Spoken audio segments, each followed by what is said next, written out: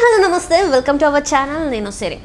మన ఇండస్ట్రీని అంటే చాలా వరకు గత కొన్ని రోజులు అంటే ఇయర్స్ నుంచి కూడా మనం వింటుంది ఏంటంటే డ్రగ్స్ కేసులో చాలామంది హీరోయిన్స్ని ఏంటిది విచారణకి పిలిచిన సందర్భాలు మనం చూసాము. అయితే చాలా రోజుల నుంచి డ్రగ్స్ రేవ్ పార్టీస్ అని మనం చూస్తూనే ఉన్నాం. ఇదే సందర్భంలో ఇప్పుడు ఏంటంటే రకుల్ ప్రీత్ తమ్ముడు అమన్ ప్రీత్ సింగ్ కూడా ఏంటంటే డ్రగ్స్ని సేవిస్తూ రెడ్ హ్యాండెడ్గా అయితే పోలీసులకు అయితే దొరికిపోవడం జరిగింది. మరి ఏంటి ఇండస్ట్రీలోనే ఇట్లా ఉంటే మరి ఇట్లా రెడ్ హ్యాండెడ్గా దొరికాడు, ఆయన మీద ఎలాంటి చర్యలు తీసుకోబోతున్నారు ఏంటి అనేది మనకు వివరించడానికి మనతో పాటు ఉన్నారు ప్రముఖ సినీ క్రిటిక్ దాసరి విజ్ఞాన్ గారు. నమస్కారం అండి. నమస్తే అండి. ఇప్పుడు చూసినట్టయితే అసలు టాలీవుడ్ ఇండస్ట్రీలో అంటే ఏ ఇండస్ట్రీలో చూసుకున్నా డ్రగ్స్ వ్యవహారం అయితే చాలా హాట్ టాపిక్ అయిపోయింది. మనం గతంలో కొంతమంది హీరోయిన్స్ని అరెస్ట్ చేసిన విషయం అంటే విచారణకు పిలిచిన విషయాలు కూడా ఉన్నాయి. సో ఇప్పుడు ఇంతవరకు అయితే ఎవరిది కూడా రాలేదు. రకుల్ ప్రీత్ మీద కూడా విచారణకి చాలాసార్లు పిలిచారు అంటే డ్రగ్స్ కేసులో. ఇప్పుడు స్వయాన తన తమ్ముడు అమన్ ప్రీత్ సింగ్ రెడ్ హ్యాండెడ్గా దొరకడం అంటే తన డ్రగ్స్ని సేవిస్తున్నప్పుడు రెడ్ హ్యాండెడ్గా పోలీసులు దొరకడం, ఇంకోటి ఏంటంటే తను విక్రయిస్తున్నాడు అన్నట్టు కూడా తెలుస్తుంది. 2 కోట్ల విలువైన కుక్కైన్ని పట్టుబడింది అని కూడా మనకి తెలుస్తుంది. ఇందులో ఎంతవరకు వాస్తవం ఉంది, ఒకవేళ తను అటు నిజంగానే రెడ్ హ్యాండెడ్గా దొరికితే ఆయన మీద ఎలాంటి చర్యలు తీసుకునే అవకాశం ఉంది? అసలు వివరాల్లోకి వెళ్తే ఈ సీన్ నిజంగా ఎలా జరిగింది తెలుసా? రెగ్యులర్గా మనం ఏం చూస్తాం, ఏదైనా ఇప్పుడు కార్ షిప్లో వెళ్తుంటే డ్రగ్స్ దొరికాయి, అదొక వ్యవహారం. లేదు యూత్ అంట ఏ శ్మశానంలో దగ్గరికి ఎక్కడికో వెళ్ళి అక్కడ గంజాయి కొడుతున్నారు, తెలియకుండా ఇలా డ్రగ్స్ తీసుకుంటున్నారు, అదొక వ్యవహారం. ప్రైవేట్ పార్టీస్ అయ్యాయి, అక్కడ డ్రగ్స్ రేవ్ పార్టీస్ మీరు అనేది private parties. Okay. Next rave parties అయ్యాయి, అక్కడ దర్జాగా డ్రగ్స్ వినియోగం ఉంది, అది పట్టుకున్నాము. ఒకటి రెస్టారెంట్లనో పబ్బనో అక్కడనో ఇక్కడనో వాళ్ళ కర్మగాలి వాళ్ళ ఫ్లాట్లోనో దొరికి ఎక్కడో దగ్గర మొత్తానికి అయితే డ్రగ్స్ తీసుకున్న వాళ్ళు దొరుకుతున్నారు. లేదు అన్నా కూడా ఎవడన్నా డ్రగ్ నైజీరియన్ నీగ్రో దొరికితే అతన్ని తోమితే అతను ఇచ్చే కొన్ని కాంటాక్ట్స్ ఉంటాయి కదా, ఆ కాంటాక్ట్ వల్ల కూడా దొరికే వాళ్ళు కొంతమంది ఉంటారు. తీసుకునేటప్పుడు అండ్ తీసుకొని వెళ్ళిపోయిన తర్వాత ఇక్కడ జరిగింది ఏంటంటే యాక్చువల్లీ ఇప్పటివరకు డ్రగ్స్ వ్యవహారంలో ఇది ఒక కొత్త సిచ్యువేషన్. ఒకడు అమ్ముతుండగా ఒకడు కొనుట్టుండగా ఇట్లా పట్టుకున్నారు, ఇది జరిగింది. దీనికి వేదిక ఎక్కడైంది? మన హైదర్ షా కోర్ట్. అంటే ఇది ఎక్కడ అంటే తారామతి బారదారి ఏరియా తెలుసా, గోల్కొండ అటువైపు లంగర్ హౌస్ దాటాక ఇటు కాళీ మందిర్కి టర్న్ అవుతాము, ముందు వెళ్తే సన్ సిటీ. ఇది హైదర్ షా కోర్ట్, అక్కడ ఆర్మీ స్కూల్ కూడా ఉంటుంది. అక్కడ ఏంటంటే రోజు మార్నింగ్ ఈ ఆర్మీ వాళ్ళు వాక్ చేస్తూ ఉంటారు పొద్దున గుంపులు. సాయంత్రం ఏం చేస్తారంటే ఆంటీలు అంకుళ్ళు యూత్ వీళ్ళు కూడా వాక్ చేస్తారు. అండ్ సమయం వచ్చింది కాబట్టి చెప్తున్నా, ఫర్ ఎగ్జాంపుల్ నీకు ఆ ఏరియా తెలియాలంటే ఒకసారి ఒక కారు పిల్లలు ర్యాష్ టైం వచ్చి గుద్దల సేమ్ లొకేషన్, అదే లొకేషన్, ఆ లొకేషన్లో ఇప్పుడు ఇది జరిగింది ఇన్సిడెంట్, అదే లొకేషన్. ఇప్పుడు ఈ లొకేషన్లో ఏం జరిగింది, 2 నీగ్రోలు వాళ్ళకి సంబంధించి ఒక ముస్లిం అబ్బాయి ఇంకెవడెవడో ఓ తెలుగోడు, వీళ్ళ ఒక గ్రూపు జాగింగ్ చేస్తున్నారు. ఓకేనా, వీళ్ళతో పాటు ఇంకొకడు వస్తాడు, నువ్వో నేను జాగింగ్ చేస్తున్నాం. ఎంత? ఇంత. ఏదెంత? ఇది ఇంత. అది చెప్పు, ఇది చెప్పు. ఓకే, అలా ఇలా ఇలా ఇలా సరే. అక్కడికి వెళ్ళిన తర్వాత అక్కడ జెండా కనబడుతుంది చూడు, అక్కడ ఆగుదాం ఇద్దరం. ఓకే ఆగుదాం.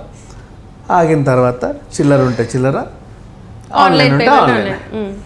ఇక్కడికి వెళ్ళిన తర్వాత చేయడం, ఈయన ఆయనకి ఇవ్వడం, ఈయన జేబులో పెట్టుకోవడం, అటు ఇటు తిరగడం, వాకింగ్ అయిపోయిందని వాళ్ళు వెళ్ళిపోవడం, వీళ్ళు జాగింగ్ చేసుకోవడం, ఇంటికి వెళ్ళిపోవడం రెగ్యులర్ జరుగుతుంది. ఇప్పుడు అక్కడ గేటెడ్ కమ్యూనిటీస్ వచ్చాయి, పైనుంచి చూసేవి ఇట్లా ఇక్కడ ఏమవుతుంది అని. అలా గేటెడ్ కమిటీలో మామూలుగా ఖాళీగా సాయంత్రాలు ఏం చేస్తారు, వాళ్ళు బాల్కనీలో కూర్చొని టీయో కాఫీయో తాగుతూ అలా కాలు చెప్పుకొని కూర్చొని వచ్చిపోయే వాళ్ళని చూస్తూ టైంపాస్ చేసేవాళ్ళు కూడా ఉంటారు. ఇప్పుడు అక్కడ రోజు ఆ నీగ్రో అలా చేస్తున్నాడు జాగింగ్. అది ఎక్కడి నుంచి వస్తున్నాడో నా ఫ్లాట్ ముందు నుంచి అట్లా వెళ్తున్నాడు, అక్కడ ఆగుతున్నాడు, నెంబర్లు మార్చుకుంటున్నాడు, పైనుంచి కనబడదు కదా ఏం చేస్తున్నాడు. ఈ జేబులో వాళ్ళ జేబులో ఏదో పెట్టుకుంటున్నారు. తర్వాత ఆయన వాకింగ్ ఇక్కడ దాకా జాగింగ్ చేసిన ఆయన జాగింగ్ అయిపోయి రిలాక్స్డ్గా ఇంటికి వెళ్ళిపోతున్నాడు.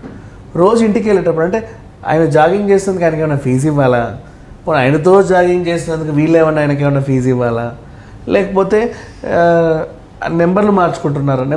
రోజు ఎందుకు మార్చుకుంటారు? జేబులో ఏం పెట్టుకుంటున్నారు? ఇదేదో అనుమానాస్పదంగా ఉంది అని చెప్పేసి ఎవరో కంప్లైంట్ ఇచ్చారు పోలీసులకి. వాళ్ళు ఈరోజు సేమ్ అదే జాగింగ్ వస్తున్నారు. అలాగే ఇంకెంత, నాకెంత, అదెంత, ఇదెంత అవన్నీ అవుతున్నాయి. అజెండా దగ్గర ట్రాన్సాక్షన్ చేసుకుందాం. జెండా దగ్గరకు వచ్చారు, కూర్చున్నారు. ఆయనకి ఈయనకి ఇంత ట్రాన్సాక్షన్, ఎంత కావాలి, ఇంత కావాలి, అయిపోయింది ఒక అమౌంట్.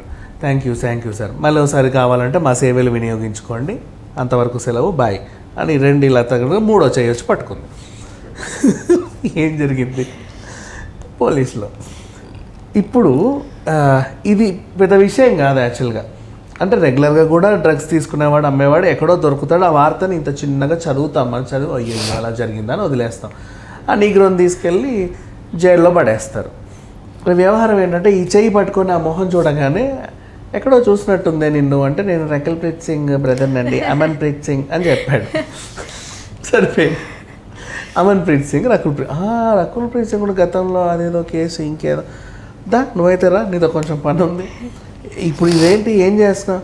ఏం లేదు సార్, జస్ట్ అది ఏదో మాట్లాడుతున్నావు అంటే, ఆ పౌడరు అది ఇదేంటో తెలుసా, కొకైన్. ఎందుకు కొన్నావు? కొకైనా సార్ అది? అబ్బే లేదు, క్యారమ్ బోర్డు పౌడర్ అనుకొని తీసుకున్నాను నేను, జస్ట్ అట్లా. వీడి దగ్గర ఎందుకు తీసుకున్నావు, మరి డబ్బులు ఎందుకు ఇచ్చావు? అసలు ఏం జరిగిందంటే, నేను ఆయనకు అప్పున్నాను సార్, డబ్బులు ఇవ్వాలి, నేనే ఆయనకి ఇవ్వాలి, 35,000 40,000 ఇవ్వాలి. అది ఇవ్వడానికి నేనే ఫోన్ చేసి పలానా దగ్గర రారా బాబు ఇస్తా అని చెప్పా. ఆయన వచ్చాడు. వచ్చేటప్పుడు మేము ఆ టైంలో క్యారమ్స్ ఆడుతున్నాం, పౌడర్ అయిపోయింది. అరే మీ దగ్గర క్యారమ్ బోర్డ్ పౌడర్ ఉంటే తేరా, వచ్చేటప్పుడు మాది అయిపోయింది అని చెప్పా. అని తెచ్చి ఇచ్చాడు సార్. మరి ఇది డ్రగ్ అని తెలియదు సార్ నాకు అంటే, దాన్ని నేను చూపిస్తే ఎలా ఉంటుందని తీసుకెళ్ళి లోపలికి వెళ్ళారు. ఇక్కడ జరిగింది సిచ్యువేషన్, అంతే, ఏమీ లేదు ఓవరాల్గా. సో ఇప్పుడు తేలాల్సింది, క్యారమ్ బోర్డ్ పౌడర్ కొనుక్కోలేక ఇక్కడికి వచ్చి కొనుక్కున్నాడు అనమాట. ఓవరాల్గా తేలాల్సింది ఏంటంటే, అంటే దొరికినప్పుడు ఎవరన్నా తప్పించుకోవడానికి చేసే ప్రయత్నాలే కదా. రెడ్ హ్యాండ్ అంటే దొరికావు, మరి ఏం చేస్తావు చెప్పు? నువ్వు తప్పించుకోకపోతే తీసుకెళ్ళి లోపలేస్తారు, న్యూస్ కూడా వస్తుంది. మొన్నే మా అక్కకి చిన్న ఇష్యూ అయింది. ఎవరు? రకుల్ప్రీత్ సింగ్. ఏమైంది? పెద్ద కోటీశ్వరుడు, అపర కోటీశ్వరుడిని పెళ్లి చేసుకుంది. ఆయన ఎలా కోటీశ్వరుడు, ఏం బిజినెస్లు? తనకున్న స్టాక్ మార్కెట్ బిజినెస్. పెద్ద కోటీశ్వరుడు, అది ఎంత పెద్ద అంటే అంత పెద్ద కోటీశ్వరుడు. ప్రొడ్యూసర్ కూడా, ఇంకా బాలీవుడ్ మూవీస్ ప్రొడ్యూసర్. అదేది ఆరెంజ్ సినిమాలో ఇంత పెద్ద పులి అంటారు చూసావా మన జనీలే, అంత పెద్ద కోటీశ్వరుడు అనుకో. అంత పెద్ద కోటీశ్వరుడు పెళ్లి చేసుకొని తాళి కట్టి 3వ ముళ్ళు వేసిన తర్వాత అలా ఇంటికి వచ్చి హారతి పళ్ళం వేయగానే ఆయన ఇట్లా అయిపోయాడు. ఏమైందంటే స్టాక్ మార్కెట్ పడిపోయింది, అప్పులు. ఏమైంది? మొత్తం ఉన్నవన్నీ పోయాయంట, మైనస్లోకి వచ్చేసారు అప్పులు. అదేంటి, పెళ్లి చేసుకునే ముందు వారానికే తలరాతి ఇలా మారిపోయిందని చెప్పి బాధపడుతుంది. ఏం మరీ అవ్వకండి, స్టాక్ మార్కెట్ అంతా ఇవాళ అవుతారు, రేపు అవుతారంటే మనం మళ్ళీ ఇలా అవుతాం. రకుల్ప్రీత్ సింగ్ వాళ్ళ ఆయన ఇలా పెళ్లి చేసుకుంటే అలా అయ్యింది, ఓడలు బళ్ళు బలయ్యని చాలామంది వార్తలు రాశారు. అయ్యో పాపం అనుకున్నారు. పోనీలే, ఎప్పటికైనా బాగుపడతాడులే అని కొంతమంది అనుకున్నారు. ఆ పిల్ల కూడా కొన్ని సినిమాలు చేస్తే పైకి వస్తుంది అనుకున్నారు. ఇప్పుడు భారతీయుడు 2లో చూసి చాలా హ్యాపీ ఫీల్ అయ్యారు. ఇప్పుడు విషయం ఏంటంటే, లాస్ట్ వీక్ 10 days బ్యాకే వాళ్ళ ఆయనకి స్టాక్ మార్కెట్ పడిపోయిందని చెప్పేసి అదో న్యూస్ విని, ఇప్పుడు మొన్నంతా భారతీయుడులో ఆమెను చూశారు అందరూ. అదే రకుల్ మళ్ళీ కనిపించింది అనుకున్నారు. ఇప్పుడు వీళ్ళ తమ్ముడు దొరికి మళ్ళీ రకుల్ప్రీత్ సింగ్. సో ఈ 3 నెలల నుంచి ఏదో ఒక న్యూస్ రకుల్ప్రీత్ సింగ్ అయితే కంటిన్యూ అవుతా ఉంది. మరి ఈ వ్యవహారం ఇతను కూడా నీగ్రో దగ్గర కొనేది వాడడానికా, లేదా ఇతను దాన్ని మళ్ళీ ముక్కలు చేసి ఎవరికన్నా అమ్మే పెడ్లరా, తేలాల్సి ఉంది. ప్రజెంట్ అయితే అరెస్ట్ చేశారు. మరి ఈ వివరాలన్నీ తెలిసిన తర్వాత నెక్స్ట్ చూడాలి, మరి ఆయన కనుక కౌన్సిలింగ్ ఇస్తారా, లేకపోతే ఆయన తీసుకున్నాడా, ఇంకెవరి కోసమన్నా ఇది తీసుకున్నాడా, ఇంకెవరికైనా ఇవ్వడానికి తీసుకున్నారా, వాళ్ళు ఎవరు, ఇవన్నీ తేలాల్సి ఉంది. Right sir, right. Thank you so much.